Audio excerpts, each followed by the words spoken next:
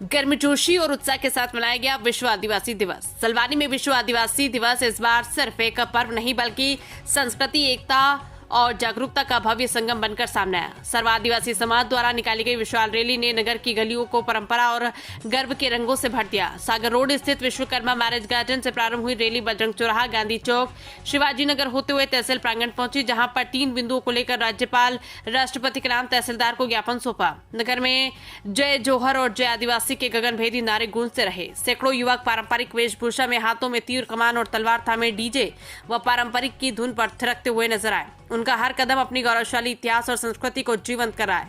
रास्ते रास्ते पर समाज सेवी एवं नगर परिषद द्वारा भव्य स्वागत किया गया। विश्वकर्मा मैरिज गार्डन में आयोजित आम सभा में क्षेत्र के विभिन्न हिस्सों से पूर्व आए समाजजन एकजुट हुए। सभा में वक्ताओं ने शिक्षा को बढ़ावा देने, नशे से दूर रहने और समाज में एकता बनाए रखने की बात कही। साथ ही युवा पीढ़ी को अपनी जड़ों और संस्कृति से जुड़े रहने का आह्वान किया गया। पारंपरिक नृत्य, मधुर वादन और गीतों ने कार्यक्रम में ऊर्जा और उत्साह भर दिया। रायसेन से जसवंत साहू की रिपोर्ट। विश्व आदिवासी दिवस हम आदिवासियों की न्याय, सुरक्षा एवं पारंपरिक संस्कृति को बनाए रखने के लिए हर वर्ष बड़ी ही धूमधाम से तहसील सलवानी में विश्व आदिवासी दिवस मनाते हैं। हमें हमारी सभ्य संस्कृति ही प्रकृति से परिचय कराती है। जय जोहार, जय आदिवासी।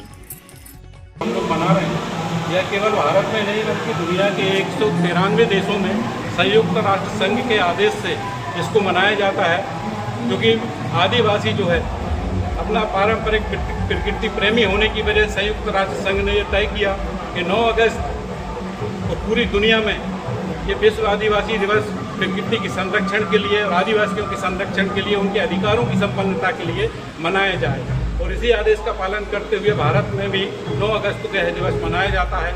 आज हम हमारे अधिकारों के लिए पूरे मध्य प्रदेश के, पूरे देश के जो आदिवासी समाज है उनको सचेत करने के लिए हम लोग यहाँ पर कार्यक्रम करते हैं। और आज जिन 3 बिंदुओं को लेकर, और भी हमारे छोटे बिंदु हैं, लेकिन खास तौर से जो 3 बिंदु हैं उनको हम राज्यपाल जी के माध्यम से राष्ट्रपति महोदय को जो ज्ञापन सौंप रहे हैं, उसमें हमारा पहला तो गोंडवाना राज्य की स्थापना होना चाहिए, जो पूर्व से संकल्पित है, जिसमें हमारा मध्य प्रदेश राज्य के 12 जिले शामिल किए जा रहे हैं, ये हमारा प्रस्तावित है। दूसरा, महाराष्ट्र के हमारे 10 जिले शामिल किए जा रहे हैं। हमारा तेलंगाना के 8 जिले शामिल किए जा रहे हैं। छत्तीसगढ़ के 6 जिले शामिल किए जा रहे हैं। इस तरह से लगभग 52 जिलों को मिलाकर गोंडवाना राज्य की पृथक स्थापना की जाए, ऐसा हमने एक राज्यपाल जी के महोदय से, माननीय राष्ट्रपति महोदय को ज्ञापन जो सौंप रहे हैं हम आज कार्यक्रम के माध्यम से।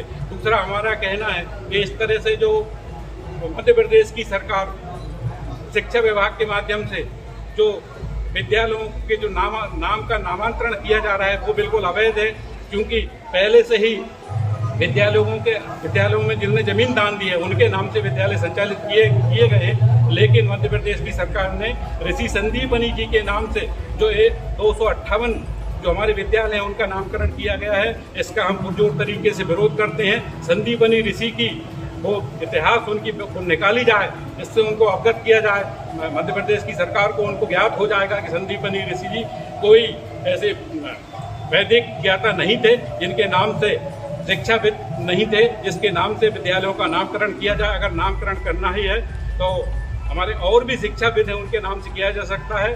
दूसरा, मैं कहना चाहता हूँ कि जिस तरह से अस्पताल के नामकरण का अभी ये लोग प्रयास कर रहे हैं, जिस तरह से आरोग्य धाम केंद्र बनाकर, जो अभी व्यवहारिक रूप से है बिल्कुल उचित नहीं है, उसका भी हम पुरजोर रूप से विरोध करते हैं कि इस तरह से अस्पताल और जो हमारे हॉस्पिटल है उनका नामकरण आरोग्य धाम न करके उनके अस्पताल रहने दिया जाए, क्योंकि ग्रामीण क्षेत्र में इस तरह से व्यवहारिक स्थिति नहीं है कि आरोग्य धाम केंद्र को समझकर भाई कोई भी मरीज वहाँ पर इलाज कराने के लिए जाएगा। तो इस तरह से और अनेक बिंदु हैं। हमारे आश्रम छात्रावास का संचालन सही नहीं हो रहा, अवैध बिक्री हो रही है दारू की। कम से कम वैध बिक्री की जाए, उसे कम की जाए, लेकिन अवैध बिक्री तो पूरी तरह से रोकना चाहिए। हमारे आश्रम छात्रावास आदिम जाति कल्याण विभाग की जमीन पर यहाँ नगर पंचायत ने कब्जा करके रखा है, जिसके लिए पहले एक आंदोलन भी हुआ था। मैं शासन से इस कार्यक्रम के माध्यम से निवेदन करना चाहता हूँ, हमारी जो 10, 12, 15 एकड़ जमीन है जो आदिम जाति कल्याण विभाग, जो एक्चुअली वो शासन की ही होती है, लेकिन आदिम जाति कल्याण विभाग से छोड़ाकर